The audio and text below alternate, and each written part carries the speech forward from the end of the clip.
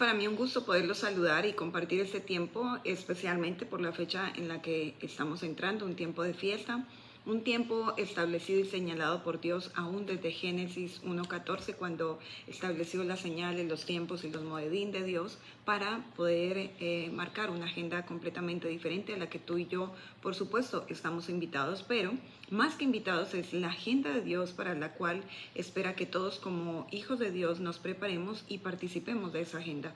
Es importante saber algo, y es que las fiestas de Dios, las fiestas bíblicas, las fiestas de la Torá, son importantes porque marcan la historia de Jesús en la tierra. Marcan el tiempo de su venida en la primera fiesta, en su muerte, pero también habla del tiempo de la promesa donde el Espíritu de Dios había de venir en esa segunda fiesta, que es lo mismo que en el Nuevo Pacto conocemos como el tiempo de Pentecostés o de llenura del Espíritu de Dios, y posterior pasamos a la tercera fiesta, que es la fiesta de tabernáculos, de cabañas o de Sukkot. Es una fiesta maravillosa que habla de las fiestas de bodas del Cordero. Recibe muchos nombres que hoy no vamos a detallar, pero quiero decirte que de estas fiestas de tabernáculos hay dos fiestas menores, y una de ellas es la que hoy estamos iniciando, día de Yom Teruah, el día de toque de trompetas. Es un día muy profético, un día de clamor.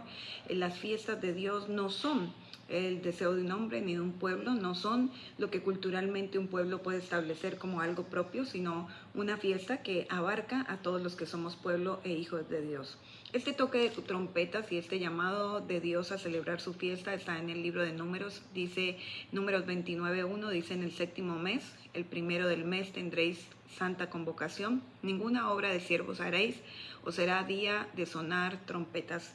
Y es importante porque es un día además de clamor, pero también de reposo, un día de Shabbat, un Shabbat alto porque está dentro de una fiesta. Y dice la palabra que no define exactamente lo que se va a hacer, por lo menos no en este pasaje, pero habla de un toque de trompetas. Cuando la palabra no define o no concreta específicamente lo que se ejecuta o se hace a través de la fiesta, está hablando de acontecimientos futuros, es decir, de una fiesta profética que anuncia algo profético, algo que está por suceder y que aún no ha ocurrido. Nosotros como hijos de Dios nos preparamos de antemano sabiendo que un día va a ocurrir, porque esa tercera fiesta representa la segunda venida de Jesús. Ahora, qué interesante que podamos ver también en Levíticos 23:24, dice: habla a los hijos de Israel y diles: en el mes séptimo, el primer día del mes tendréis día de reposo, una conmemoración al son de trompetas. Esta santa convocatoria incluye el día de reposo o un Shabbat alto, pero también un toque de trompetas. Por supuesto, el toque de trompetas es un anuncio que proféticamente lo encontramos en el libro de Apocalipsis, que tiene que ver con ese toque de trompetas que seguramente todos conocemos, o que en algún momento de la palabra hemos entendido como una manifestación y un anuncio. La parábola de las vírgenes también nos muestra que las vírgenes insensatas llevaban lámpara y que cuando llegan a su destino se quedan dormidas. Sin embargo, esperando el novio, entran en un sueño profundo, se duermen, y dice la palabra que al sonido del novio, en una voz de trompeta, porque esa voz de trompeta es la voz de nuestro amado Yeshua, haciendo ese llamado a la iglesia y a la novia, por supuesto. Cuando las vírgenes se levantan, solamente 5 de ellas tenían aceite y pudieron entrar. Y es que específicamente eso es lo que Dios quiere que nosotros a través de la fiesta podamos entender.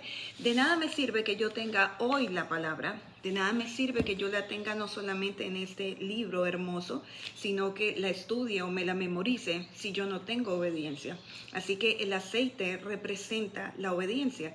Si yo tengo una lámpara y no tiene aceite, de nada funciona. Yo puedo tener esta gran lámpara en mi vida, pero si no le pongo aceite, no va a funcionar. Entonces, solo las que tenían obediencia pudieron entrar, porque la obediencia no es algo que se comparte, algo que se vende, algo que se obsequia, es algo que se toma por decisión. Y hablando de obediencia, quiero decirle que la fiesta o las fiestas de Dios tienen que ver con obediencia, simple y sencillamente con obediencia. Ahora, para muchos en el pueblo de Dios, las fiestas judías, como lo llaman o lo mencionan, son fiestas que se atribuyen solamente al pueblo judío. Y quiero decirle, se llaman judías porque realmente la tribu de Judá, que fue la que se retornó a ese lugar, a Israel, es la que por años y años ha conservado la fiesta y se ha mantenido celebrando la fiesta. No significa que ellos sean los únicos que hayan sido llamados a conmemorar sus fiestas, porque cuando el Eterno pidió y demandó estas celebraciones, las pidió para todo su pueblo. Ahora quiero leerles algo interesante, y es con respecto al hecho de que muchos cristianos hoy rechazan la fiesta. No solamente rechazan la fiesta, sino que parecieran atacar la fiesta cuando es algo completamente bíblico. Ahora, así como el pueblo judío celebra o tiene el conocimiento de la Torá, también tiene algo importante que quiero mencionarlo, y es la tradición. Jesús vino justamente en un tiempo donde la tradición estaba por sobre todas las cosas, incluso sobre la Torá. La tradición había opacado la verdad de Dios. Vemos en un tiempo donde todos los sacerdotes, fariseos y escribas conocían la Torá, se la sabían de memoria, la recitaban, pero ellos mismos no la estaban cumpliendo. Ellos estaban abrogando realmente la Torá y habían cambiado las verdades de Dios por tradiciones de hombres. Y justamente una de esas tradiciones es el hecho de que el pueblo judío en sus libros, en la Tanakh y en el Talmud y en libros que están establecidos como libros judíos, ellos declararon un segundo comienzo de año. Y esa es la razón por la que hoy muchos pueden estar celebrando en este día el día de Rosh Hashanah. Es el día del comienzo de año, cabeza de año. Y siempre nos preguntamos qué de todo esto es bíblico, porque Dios sí habló de un comienzo de año, y ese comienzo de año lo estableció en el libro de Éxodo, justamente cuando el pueblo salió de cautiverio para establecer esa libertad, y dijo: conmemorarán esta fecha. Que usó Dios para liberar el pueblo de Israel de Egipto? Usó 9 plagas, y la última de ellas, la 10ª plaga, fue a través de sangre. Esa sangre que es la que tiempos futuros proféticamente estaban anunciando la venida de Jesús, para que por su sangre nosotros pudiésemos tener libertad y salvación. Esa eternidad que Dios nos prometió y que se había perdido, a través de Jesús la podemos obtener. ¿Qué quiero decir con esto? Que es un acto de conmemorar. Es en el comienzo de año donde Dios establece esta fecha para celebrar, conmemorar perpetuamente. Ahora, qué curioso que los cristianos puedan tomar la Santa Cena, puedan celebrar la Santa Cena, pero digan que las fiestas no son sino para el pueblo judío. Entonces, la Santa Cena también fue parte de lo que Jesús hizo en su tierra, de lo que Jesús entregó a su pueblo para salvarlos. Esto es cierto, y si Dios solamente hubiese querido solo para el pueblo de Israel la muerte y la crucifixión de Jesús, ¿qué hacemos entonces los cristianos tomando la cena y celebrando Pascua? ¿Qué hacemos celebrando Pascua, pero aboliendo cierta parte de la escritura, de la Torá, de los mandamientos de Dios? Porque no se trata solamente de tomar el pan y el vino como un ritual una vez al mes o cada domingo en la iglesia. Se trata de entender que fue lo que a través de su sangre y a través de las fiestas, que no son más que un evento profético, histórico, sobrenatural y de pacto a través de Dios para la humanidad, nosotros podemos entrar en ese pacto. Nosotros podemos, a través de la verdad de Dios y de la Torá, conocer cuál es el deseo de Dios, cuál es su propósito, y entender que no solamente fue para el pueblo de Dios. Dios abre una ventana de oportunidad para los que, incluso no habiendo nacido en Israel, podemos aceptar a Jesús como nuestro Yeshua HaMashiach, el Salvador, el Mesías, el Redentor, aquel que vino por su propia voluntad, que se entregó por amor a nosotros y a la humanidad, y entregó su propia vida ahí en ese madero. Entonces, vemos que los judíos también están llenos de tradición, y eso fue justamente lo que Jesús vino a abolir. Cuando Jesús viene en una época fuerte a través del Imperio Romano, con toda esta cultura, con toda esta tradición, Jesús se molesta por lo que están haciendo. Jesús ve que han transgredido, han contaminado la palabra de Dios y su Torá, así que vino para quitar la levadura. Dice la palabra que Dios sí estableció un comienzo de año, y ese comienzo de año fue justamente en en el mes de Abib, cuando el pueblo sale de cautiverio, vuelvo y lo repito, y ahí en ese momento establece que a partir de ese mes se iba a conmemorar ese primer mes del año donde Dios con mano fuerte, con mano poderosa, había liberado al pueblo de cautiverio luego de 430 años. Ahora, quiero recordarles algo, y es que en la antigüedad, en Babilonia, cuando fue esclavizado el pueblo de Dios, que no fue todas las tribus, sino 2 de esas tribus, dice la palabra que 10 de las tribus fueron hacia el norte y fueron esclavizadas por Asiria, pero hacia el sur fueron 2 tribus, entre ellas la tribu de Judá. Y estas tribus fueron esclavizadas y después de ese tiempo de cautiverio salen, pero dice que ellos salen con mezclas en su mente y en su corazón. Hay contaminación y es por eso que empieza a haber levadura dentro del pueblo de Dios. Ahora, ellos también empiezan a adoptar costumbres babilónicas, como el hecho de ponerle nombre a los meses, cuando Dios simplemente dijo mes 1 hasta el mes 12, y al único mes que le dio nombre fue el mes de Abib. Los judíos colocaron el nombre de Abib y lo cambiaron por el mes de Nisan, pero realmente es el único nombre que Dios establece, igual que los días son día 1 hasta el día 7. De la misma manera que Dios estableció que todos los días comenzarían a las 6 de la tarde, al atardecer o al caer la tarde, comienza el día hasta el día siguiente. No es a la mitad de la noche, porque Dios nunca comenzará algo en medio de las tinieblas. No es a las 12 de la noche. A las 12 de la noche comienza el día según el calendario gregoriano y según toda la tradición y las mezclas que el mismo hombre ha querido y ha permitido colocar en nuestras agendas. Esto nos permite entender que realmente no solo la Iglesia Católica, los cristianos viven en tradición, sino que el mismo pueblo de Dios está en tradición, vive en tradición. Es tan fuerte la tradición que todavía siguen esperando al Mesías, y por supuesto toda la ira de Dios va a venir por causa de, aún teniendo la Torá, haber rechazado al mismo Salvador, al Hijo de Dios.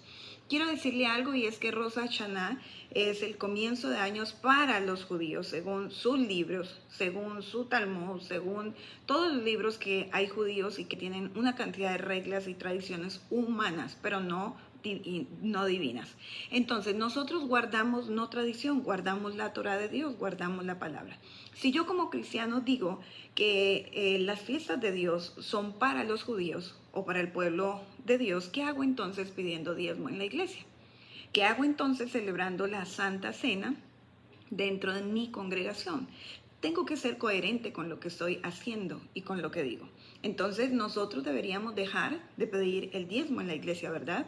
Porque también eso fue para el pueblo de Dios, específicamente para la tribu de Leví. Los sacerdotes eran los que recibían ese diezmo que Dios estableció. Y si hoy no está el templo y no hay sacerdocio como tal y la tribu de Leví está inactiva temporalmente, entonces, ¿qué hacemos los cristianos recibiendo o pidiendo diezmo? Y eso quiero que usted lo piense, porque realmente hemos estado llenos de tradición desde que nacemos. ¿Sabe que en algún momento le pregunté a mis padres por qué me bautizaron siendo casi recién nacida?